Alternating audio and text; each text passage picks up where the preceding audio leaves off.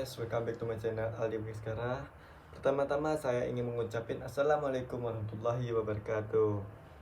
Kali ini saya akan membahas tentang keanekaragaman hayati laut. Apa sih keanekaragaman hayati laut itu? Kita lanjut selanjutnya. Keanekaragaman hayati laut merupakan ekosistem pesisir yang secara permanen atau berkala tergenang air, yaitu ada hutan mangrove, estuari, pantai, dan pulau-pulau kecil. Untuk pertama itu hutan mangrove. Hutan mangrove ada karakteristik parameter lingkungan utama hutan mangrove di Indonesia. Untuk karakteristiknya itu tipe hutan tropika dan subtropika yang khas tumbuh di sepanjang pantai atau muara sungai yang dipengaruhi oleh pasang surut air laut. Dan yang kedua, banyak dijumpai di wilayah pesisir yang terlindung dari gempuran ombak dan daerah yang landai. Dan yang ketiga itu tumbuh optimal di wilayah pesisir yang memiliki muara sungai besar dan delta yang aliran airnya banyak mengandung lumpur. Kemudian ada tipe komunitas hutan mangrove, yaitu klasifikasi hutan mangrove berdasarkan bentuk hutan dan kaitannya dengan proses geologi serta hidrologi di Florida, USA. Yang pertama itu ada hutan delta atau overwash forest. Dan yang kedua itu ada hutan tepi pantai, fring forest. Kemudian ada hutan tepi sungai, rivering forest. Dan yang keempat hutan dataran, basin forest. Yang kelima itu ada hammock forest. Dan yang keenam hutan semak atau scrub forest. Untuk 6 tipe komunitas mangrove itu ada di gambar ya guys ya. Jangan lupa lihat di gambar. Kemudian kita lanjut untuk klasifikasi hutan mangrove. Yang pertama, delta terbentuk di muara sungai yang berkisaran pasang surut rendah. Dan kemudian itu ada yang kedua, dataran lumpur terletak di pinggiran pantai. Yang ketiga, dataran pulau berbentuk sebuah pulau kecil yang pada waktu surut rendah muncul di atas permukaan air. Kemudian yang terakhir itu dataran pantai, habitat mangrove yang merupakan jalur sempit memanjang sejajar garis pantai. Kemudian ada pola zonasi mangrove dan asosiasinya dengan hewan air lain. Untuk gambar kita lihat sebagai contohnya di atas, yaitu pembentukan zonasi dimulai dari arah laut menuju daratan yang terdiri dari zona Avicennia dan Soneratia yang berada paling depan dan langsung berhadapan dengan laut. Zona di belakangnya berturut-turut adalah tegakan Rhizopora dan Bruguera. Kemudian ada daya adaptasi, fisiologi, dan morfologi mangrove yang khas. Yang pertama ada perakaran yang pendek dan melebar luas dengan akar penyanggang atau tudung akar yang tumbuh dari batang dan dahan sehingga menjamin kokohnya batang. Kemudian berdaun kuat dan mengandung banyak air. Nah, yang terakhir mempunyai banyak jaringan internal penyimpan air dan konsentrasi garam yang tinggi. Selanjutnya ada parameter lingkungan utama. Yang pertama itu suplai air tawar dan salinitas. Ketersediaan air tawar dan konsentrasi kadar garam yang mengendalikan efisiensi metabolik vegetasi hutan mangrove. Ketersediaan air tawar tergantung dari frekuensi dan volume air, sistem sungai dan irigasi dari darat. Kemudian frekuensi dan volume air pertukaran pasang surut. Kemudian tingkat evaporasi ke atmosfer. Yang kedua ada pasokan nutrien, ditentukan oleh berbagai proses yang saling terkait meliputi input dari ion-ion mineral organik, bahan organik, dan pendaur ulang nutrien secara internal melalui jaring-jaring makanan yang berbasis detritus. detritus. Konsentrasi relatif dan rasio optimal nutrien yang diperlukan ditentukan oleh frekuensi, jumlah, dan lamanya penggenangan oleh air asin atau air tawar, dinamika yang kompleks, dan sirkulasi internal detritus. Dan yang terakhir itu ada stabilitas substrat yang diatur oleh pergerakan angin, sirkulasi pasang surut, partikel tersuspensi, dan kecepatan aliran air tawar. Kemudian ada hutan mangrove di Indonesia. Ya, hutan mangrove di Indonesia itu ada berbagai tipe, yaitu ada bakau, ada api-api, padada, tanjang, nyeri, tenggar, buta-buta, dan nipah. Kemudian ada estuari, yaitu ada karakteristiknya, parameter lingkungan utama, dan estuari di Indonesia. Untuk karakteristik estuari, yaitu merupakan suatu perairan semi tertutup yang berada di bagian hilir sungai dan masih berhubungan dengan laut, sehingga kemungkinan terjadinya percampuran antara air tawar dan air laut. Kemudian didominasi substrat berlumpur yang berasal dari endapan yang dibawa air tawar maupun air laut. Kemudian berdasarkan aliran air dan pencampurannya, estuari dikelompokkan menjadi 4 tipe atau sampai tipe D, ya guys ya. Untuk tipe A memiliki kisaran yang pasang surut yang kecil namun memiliki aliran air tawar yang besar. Lapisan air laut ada di bawah lapisan air sungai, sehingga percampuran secara vertikal keduanya relatif kecil. Kemudian ada tipe B, memiliki kisaran pasang surut yang lebih besar sehingga gerakan massa air laut melebihi gerakan air tawar yang masuk melalui badan sungai. Percampuran kedua lapisan tersebut disebabkan oleh gaya Coriolis, sehingga air tawar yang mengalir keluar estuari dibelokkan ke kanan di belahan bumi utara dan ke kiri di bumi selatan. Kemudian ada tipe C. Aliran air tawar berkurang namun sebaliknya massa air laut menjadi dominan. Akibatnya, massa air tawar akan mengalir di kanan estuari sehingga lebar estuari semakin besar dan menghasilkan batas air tawar dan air laut secara vertikal. Dan yang terakhir itu ada tipe D, memiliki aliran pasang surut yang besar sehingga air tawar dan air laut bercampur secara sempurna. Biasanya tipe ini dangkal dan memungkinkan proses pengadukan berlangsung intensif sehingga kondisi salinitas homogen. Kemudian ada parameter lingkungan utama. Yang pertama itu ada sirkulasi air, tergantung pada kisaran pasang surut, percampuran vertikal di antara air tawar dan air laut, serta topografi dasar.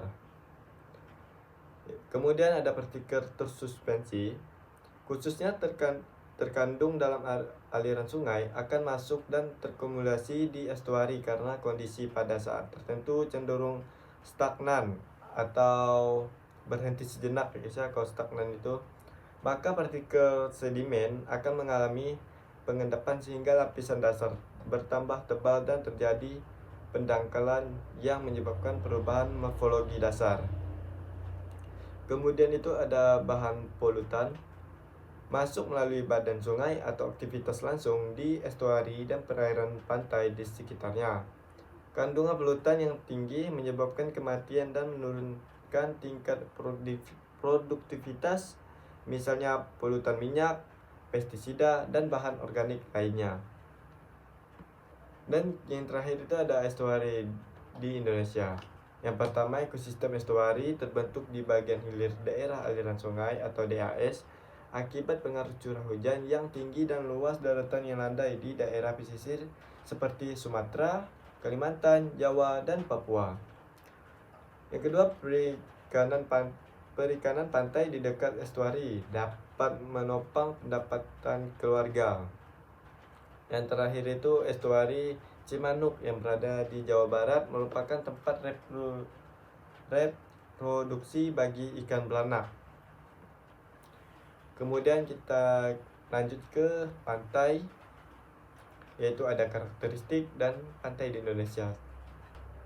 Untuk karakteristik pantai sendiri yaitu memiliki ciri-ciri sistem perakaran yang menancap dalam, kemudian mempunyai toleransi tinggi terhadap kadar garam, hembusan angin, dan suhu tanah yang tinggi.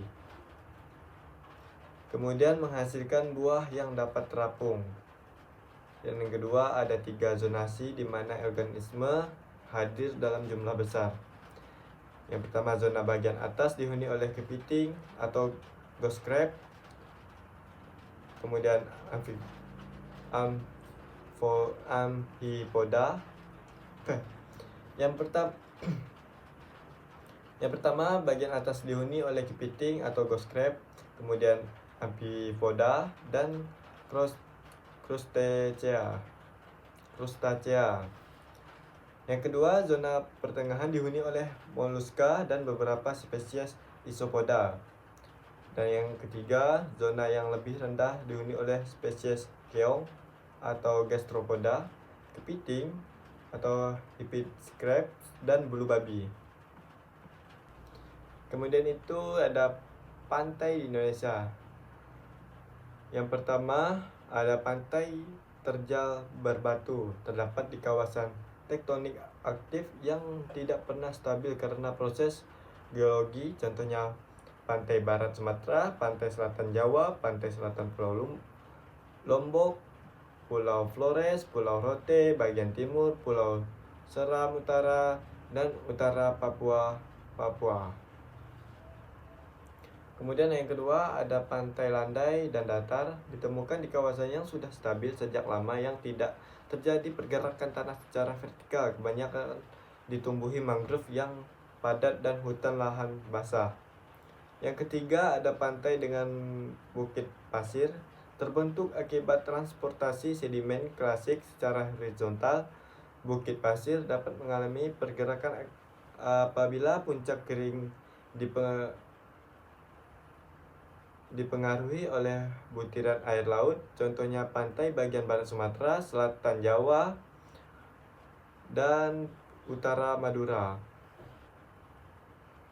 Yang keempat, ada pantai lurus di dataran pantai yang landai, ditutupi oleh sedimen lumpur hingga pasir kasar yang merupakan fase awal berkembangnya pantai yang bercelah dan bukit pasir apabila terjadi perubahan suplai sedimen dan cuaca, contohnya pantai barat Sumatera, selatan Jawa, Bali, dan sampai Flores. Yang kelima itu ada pantai berbatu, dicirikan adanya belahan batu cadas, organisme hidup di permukaan. Beberapa organisme bentik yang dijumpai anemon laut, siput, remis, teritip, bintang laut, spong, dan berbagai jenis rumput laut. Dan yang terakhir, pantai yang berbentuk karena adanya erosi. Sedimen yang terangkut oleh arus dan aliran sungai akan mengendap di pantai dapat mengalami perubahan dari musim ke musim, baik alami maupun akibat kegiatan manusia. Dan yang terakhir itu kita lanjut ke pulau-pulau kecil, yaitu ada karakteristik, parameter lingkungan utama, dan pulau-pulau kecil yang ada di Indonesia. Untuk karakteristik, yaitu pulau kecil adalah pulau yang memiliki luas daratan lebih kecil dari 1000 km persegi dan berpenduduk lebih kecil dari 100.000 jiwa. Beberapa karakteristik yang umum dijumpai di pulau-pulau kecil, yaitu pulau-pulau kecil memiliki daerah resapan yang sempit, sehingga sumber air tawar yang tersedia sangat rentan terhadap pengaruh intrusi air laut, terkontaminasi akibat gentrifikasi dan keseringan. Yang kedua, pulau-pulau kecil memiliki daerah pesisir yang sangat terbuka sehingga lingkungannya sangat mudah dipengaruhi oleh aksi gelombang yang berasal dari badai, siklon, dan tsunami. Dan yang ketiga, yaitu spesies organisme yang hidup di pulau-pulau kecil umumnya bersifat endemik dan perkembangannya lambat sehingga mudah tersaingi oleh organisme tertentu. yang didatangkan dari luar pulau. Dan yang terakhir, pulau-pulau kecil memiliki sumber daya alam terestrial yang sangat terbatas, baik yang berkaitan dengan sumber daya alam, mineral, air tawar, maupun kehutanan dan pertanian. Sorry guys, suaranya agak berisik karena sekarang cuaca lagi hujan. Kemudian kita lanjutkan lagi ya guys ya, yaitu ada parameter lingkungan utama. Yang pertama itu ketersediaan sumber air tawar, berperan dalam menyuplai nutrien yang berasal dari daerah daratan ke perairan pantai pulau-pulau kecil tersebut. Mutlak diperlukan untuk kelangsungan hidup penduduk yang menunjukkan pengembangan potensi keperawisataan di wilayah tersebut. Yang kedua, kerentanan terhadap pengaruh yang bersifat eksternal. Pulau-pulau kecil tidak memiliki vegetasi pantai yang luas sehingga daerah pantainya sangat rentan terhadap pengaruh gelombang dan arus laut. Apabila vegetasi yang melindungi pantai hilang, maka akan terjadi intrusi air laut. Untuk pulau kecil di Indonesia, jumlah gugusan pulau kecil di Indonesia ada 116 gugus pulau. 50 buah gugusannya berada di Indonesia bagian barat, sedangkan sisanya terdapat di perairan Indonesia bagian timur atau KLH 1997. Dan yang terakhir, ada ekosistem pesisir yang tidak tergenangi air. Untuk pertama, formasi Fastcraft umumnya terdapat di belakang pantai berpasir, didominasi oleh vegetasi spionir khususnya kangkung laut. Dan yang terakhir, formasi Blanktonia berkembang di pantai berbatu tanpa deposit pasir, di mana formasi Fastcraft tidak dapat tumbuh habitat berbatu. Ini ditumbuhi oleh komunitas rerumputan dan belukar. Oke guys, cukup sekian penjelasan dari saya.